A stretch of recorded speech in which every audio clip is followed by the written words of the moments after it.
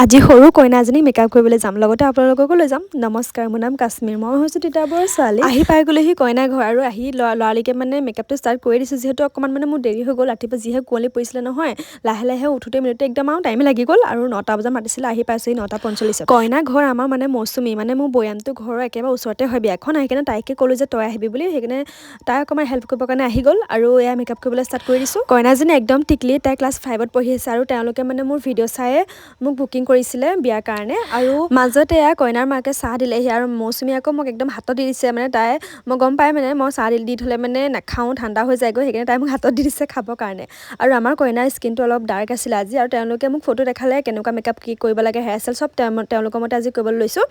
আৰু স্কিনটো অকণমান ডাৰ্ক আছিলে, ক'লোঁ যে এনেকৈ স্কিন কালাৰটো কৰিম নে কেনেকৈ কৰিম সুধিলোঁ আৰু কইনাৰ মাকে ক'লে অকণমান বগা কৰি দিবা ছোৱালীজনী, মানে দেউতাকে কৈ আছিলে আমাৰ ছোৱালীজনীক ক'লা অকণমান বগা কৰি দিবা দেই, এনেকৈ কৈ দেখা দেখি মই অকণমান মানে বেছিকৈ বগা কৰিলে বেয়া লাগিব ন, সেইকাৰণে স্কিন কালাৰটো অকণমান কৰিছোঁ, তথাপি অকণমান বগা কৰি দিছোঁ আৰু কইনাজনীক।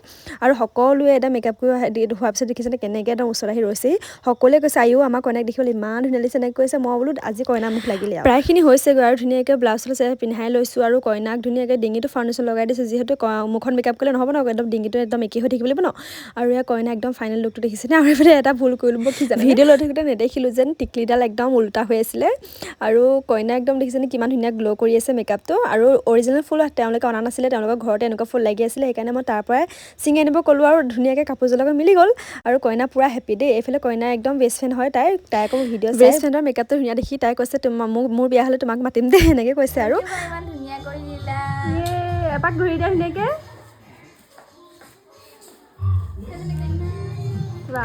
কইনাৰ মুখে শুনিলে নহয় তাই কেনেকুৱা মেকআপটো পাইছে, কি কথা ধুনীয়াকৈ জনালে। আৰু মোৰ বহুত বেছি ভাল লাগিলে, তেওঁলোক বহুত মৰমীয়াল আছিলে, তেওঁলোকৰ ঘৰৰ গোটেইখিনি মানুহ মানে ইমান ভাল আছিলে নহয়, কি ক'ম আপোনালোকক। আজি বিয়াখন সঁচাকৈ মেকআপ কৰিবলৈ গৈ বহুত বেছি ভাল লাগিলে, সকলোৱে ইমান মানে মৰম। আৰু তাতে মোৰ ভিডিঅ' চোৱা কোনোবা যদি ওলাই যায় তেতিয়াতো ক'বই নালাগে। ঘৰ আহি আকৌ কামত লাগি গৈছোঁ। 2টা কেক অৰ্ডাৰ আছিলে আজি, এটা বেণ্টো কেক লগতে কাপ কেক আছিলে, আৰু এটা এইটো 1 পাউণ্ডৰ কেক আছিলে অৰ্ডাৰ।